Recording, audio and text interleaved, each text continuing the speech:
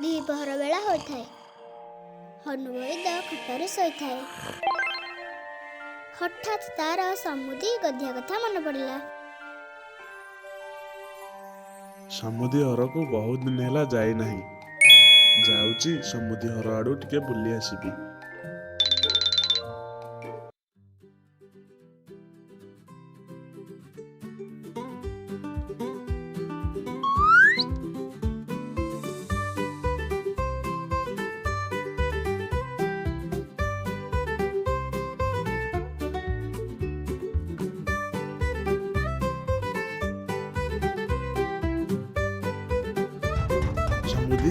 ସମୁଦି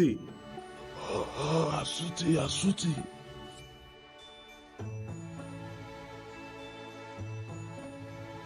ଆରେ କଣ ହେଇଛି ସମୁଦି? ତମ ମୁହଁ ଶୁଖିଲା ଦିଶୁଛି। କିଛି ଦିନ ହେଲା ଜ୍ୱର ହଉଛି ତ। ଜ୍ୱର କଣ ପାଇଁ ହେଲା? ଭିତରକୁ ଆସ ସମୁଦି, ସବୁ କହୁଛି। କଣ କହିବି ସମୁଦି, ବିଲେଇ ନାନୀର ମିଠା ଦୋକାନକୁ ଯାଇଥିଲି। ମିଠା ନିଅ ମିଠା, ମିଠା ନିଅ ମିଠା, ମିଠା ନିଅ ମିଠା, ମିଠା ନିଅ ମିଠା। 2 ଦିନ ହେଲା କିଛି ବେପାର ହୋଇନି। ମିଠାରେ ସବୁ ମାଛି ବସିଲେଣି। କିଏ ଗୋଟେ ଆସୁଛି ନା କଣ? ଯାଉଛି ତାକୁ ଡାକି ସବୁ ବାସି ମିଠା ଖୁଆଇଦେବି। ଗଧିଆ ଭାଇ, କୁଆଡେ ଯାଉଛ? ଆସ ମିଠା ଖାଇଦେଇ ଯିବ।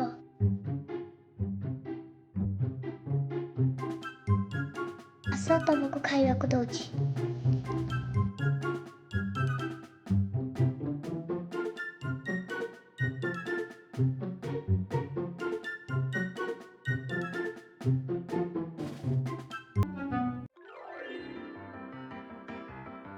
ଯାହା ହଉ, ପ୍ଲାନ୍ଟା କାମରେ ଆସିଲା।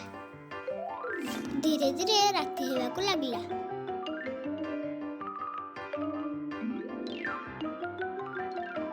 ସମୁଦି ଗଧିଆ ଶାନ୍ତିରେ ଶୋଇଥାଏ। ହଠାତ୍ ମୋ ପେଟ।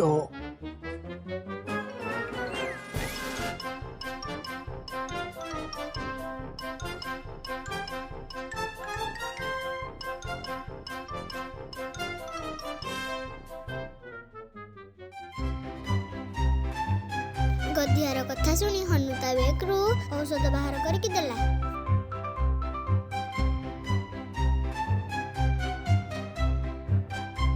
ହନୁର ଔଷଧରେ ଗଧିଆର ଭାରି ବିଶ୍ୱାସ।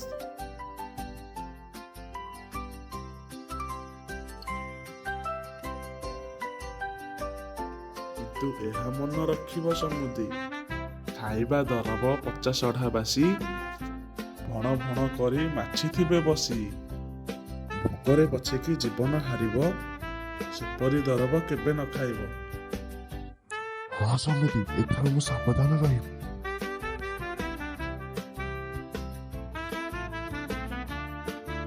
ଏଥିରୁ ଆମେ ଶିଖିଲେ କେବେ ବାସି ଜିନିଷ ଖାଇବା ଉଚିତ ନୁହେଁ। ବାସି ଜିନିଷ ଖାଇବା ଦ୍ୱାରା ଦେହ ଖରାପ ହୋଇଥାଏ।